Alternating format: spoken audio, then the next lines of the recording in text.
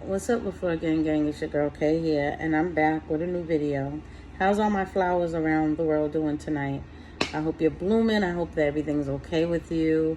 I just been kind of ghost lately. I just did another another shorts, but I've been really going through a lot. I'm not really feeling good at all. I can't really talk about why or explain to you guys why. I want you all guys to know, like, thanks for watching and stuff like that. But I came across a podcast that I was watching the other day, and I wanted to share it with you guys. It's called, I don't even know where my glasses are at. I'm blind as a bat. I need to get new ones. I got a prescription, haven't done it yet. I'm just a whole hot mess right now. A hot mess.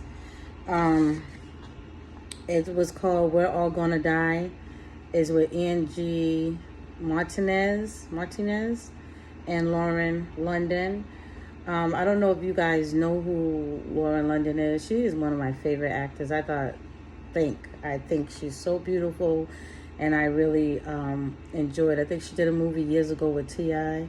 That was my favorite movie. I don't remember the name of it. If anybody knows the name, put it down below. Her name is Lauren London, and she played a movie with T.I. I guess they liked each other or whatever, and it was some twins there. Their mama was a hot mess, and she used to hang out with the twins, and the twins just always rob stuff or whatever. But they all, bonded together by skating. They were all doing skating and dancing. I guess they were like a little group or whatever. It was kind of neat. But her name is Lauren London, and she is the baby mother or girlfriend of the late Nipsey Hussle. And I never knew Nipsey Hussle. I never knew that Nipsey Hussle was even in existence, honestly, until after he passed. And like with a lot of rappers and stuff, I didn't know that they even existed until after they passed. But his name was Nipsey Hussle, and he ended up being killed in, I think, California or Los Angeles, one of them, in front of his store. I think he had like a clothing store or whatever. I don't know where you can find the story, but if you look up Nipsey Hussle, you probably could get the story if you really want to know the story. But I don't remember all the odds and ends. But I thought it was very interesting because the name of the podcast was called We're All Gonna Die. So, of course, when I seen it come up on my screen, I'm like, we're all gonna die. Let me check this out. Sorry. So I checked it out, and it was very interesting. She was talking about death itself. I'm just scratching all over myself. She was talking about death, and she was saying how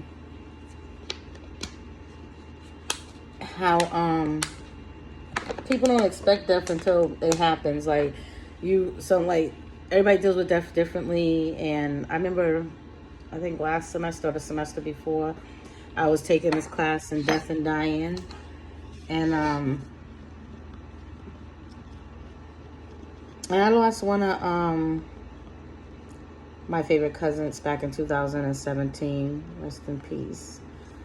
And it really took me for, a loop. Like when I was younger, my grandfather died, and he was a bishop, and it affected me, but in a different way, I guess, because I was a little child. And then growing up, I've always wanted to go visit his grave. I visited when I was in my 30s, and then I found out, I think he was in World War I or II. So it was just like, oh, that's something I didn't know as a kid or whatever. And now I do know it. But when I lost my cousin, that was my favorite cousin. You always hear us say that I was her favorite cousin on the mother's side, and she had a favorite cousin on the father's side. And at the funeral, we finally met. We're like, oh, you're the favorite cousin on the mother's side. Oh, you're the favorite cousin on the father's side. So we both knew that we were the favorite cousin on the opposite side. And I took it pretty hard. Like when I said I took it hard, I took it so hard. It was unimaginable. And even almost 5 years later, 2017, 18, 19, 20, 21, 22. Almost 5 years later, she'll be dead or passed on. October would be 5 years. And when she passed on, she had 4 kids. 2 were older, but she had 2, like, one wasn't even 1 yet when she passed. So, I think the third one was like 5 or 6. So I really took it hard. Even till this day, I'm like, look at me, look at me, Joy. I moved closer and you're not even here. I know if she was here, she would be at my house. I would be more at her house and stuff like that. And I never thought I would move closer again to Boston, as close as I am, because I lived in Bristol County for half of my life after I left out of Boston in 98. But I didn't want to move back in the hood. I'm still living in the burbs, so I like the burbs, I raised my kids in the burbs, so that's what I like. So, like I said, it really took a piece of me when she left. And she was so young. She was only 39 years old. So I really thought about this podcast, and I just wanted to share with you guys, because if anybody's going through a loss of anyone, like even now, my mom is sick. And when I see a picture of her the other day, I'm like, she really don't look like my mommy. And yeah, I still call her mommy at 47. And there's a lot of books, I guess, they have out too, like different places they have out that's a part, how to cope with death. I remember I was given a book, How to Cope with Death, and and stuff. And death is never easy. A lot of people think that it is. Especially if you're close to a person. If you just knew the person, it's like, okay, passed on, R.I.P., you know what I'm saying? But if you're really close to the person, you spend time with the person, because that's something you can't get back is time. Because I do not like to waste my time, because you cannot get back time. But if you was really close to the person passed on, or if you had an argument with the person and you was close and y'all weren't talking and they passed on, then that affects you more. But if you also had a good relationship with the person when they passed on, that it affects you a lot. But at least like, oh, we were cool, we talked, we still went out, and the person passed on. And I just thought I would share with you guys, because I don't know if any of you have witnessed or have had the experience of someone passing on, because honestly, we all gonna go through it. No matter what, when somebody granny gonna die, somebody grandpapa gonna die, somebody kid gonna die, somebody, mama gonna die, daddy gonna die. Everybody has to go through it. There's no escaping it. And death is something that's unexplainable. Like, you see these stories, like if you look up on YouTube, they have stories that talks about death and dying, and some people that passed on and came back. I don't even understand death, honestly. When I took that class on death and dying, I still didn't understand the concept. I didn't understand. It's a lot I didn't understand. I mean, I got hit by a car when I was like 15, 16 years old, and I think it's like that, because like you don't remember nothing. And they said I flew up in the air and then I hit the hood of the car and hit the concrete, but I don't remember none of that. It was like a blackout. And then they go in to talk about, reincarnation and stuff like that. And I'm like, well, I'll be mad, hell of a mad, excuse my French, if I come back as a bug and somebody just step on me, or a pig and you eating me and stuff. I don't want to be eaten, you know what I'm saying? Or even a fish, you know what I'm saying? I don't want to come back like that. And then you have other people's perspectives on it, and they say you live on and your soul just lives on, and you be recounting into different people or different things or whatever like that. So I don't really understand it either. I've been really watching like a lot of podcasts trying to kind of understand it. And, even sometime with my phone, I noticed that I'll be trying to look through my phone and it'll just screenshot a picture, because on my main screen, I have my cousin on my main screen. And sometimes I just screenshot it and I'm looking at, like, I know you're here, Joy. I'm about to start tearing up and crying. I'd be like, I know you're here, Joy, and I miss her so much, And I know a lot of you probably feel the same way. You have someone that passed on that you really miss. So I just thought, as coming on here and talking to you guys and eating in front of you guys and stuff like that. And I just thought, if you guys watch the podcast, We're All Gonna Die with Angie Martinez and Lauren London, I feel that you probably could get some kind of peace or some kind of understanding.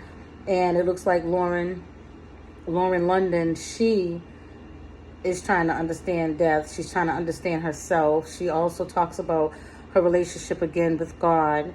Well, not again. I don't know if she was a Christian before, but she brought herself closer with God and stuff like that, and starting to understand a lot of things and trying to help her kids, because that's the main thing too. If your kids also was close, because even like the first couple of years of my cousin's passing, my kids was like, oh my goodness, like mommy's really, really, I know you see my paint came off back there, but I had my air conditioner used to be here, and then I put plastic on my windows this winter because it was really cold, and a darn thing paint came off with it. So if you see it, you see it. My air conditioner I put on that side, because in this window I got my rose plants, and yeah. But anywho,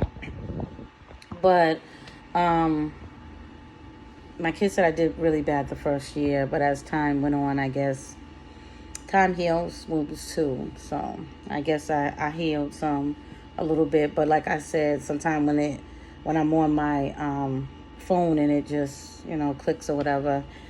But like I said, I haven't been feeling the best of spirits. A lot's going on in my space in my life right now.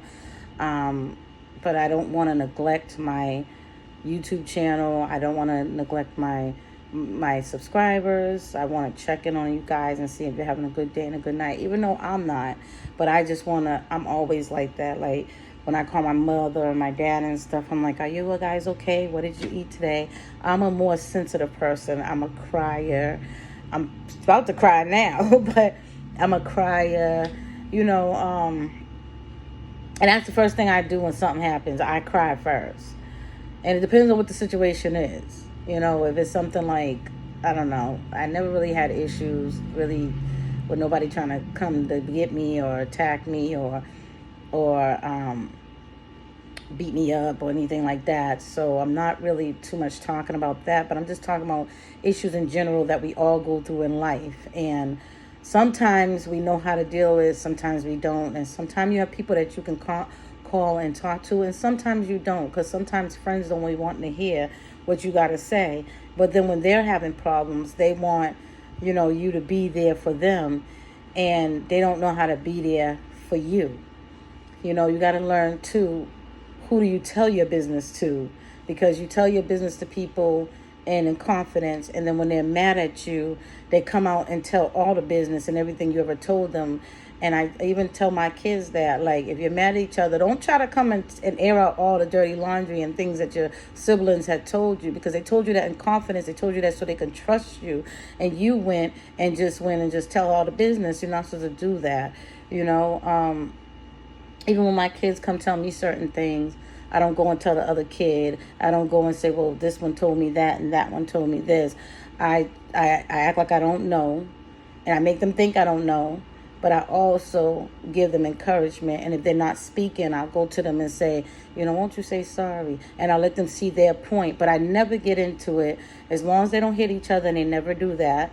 And as long as they don't curse each other out and stuff, they walk around, won't speak, won't say good night, won't say good morning to them.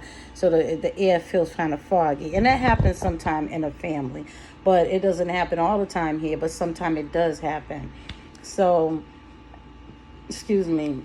Me as being their mother, I have to, play my role as their mama. And, but anyway, getting back to death and dying, just watch that podcast. It might give some of you, I don't know, like make you feel a little better, make you have a little understanding, make you understand where Lauren London is coming from. And I just think it was something that you guys can watch. And I also, I don't know, I just felt like I had to put this video, to talk about that video, to tell you guys to go watch the video. Again, it's called We're All Going to Die, and is Angie Martinez, IRL podcast. I never seen her before, and she just came up over my screen. So just check that video out. You guys have a safe and a blessed night. Remember, whatever you do, put God first.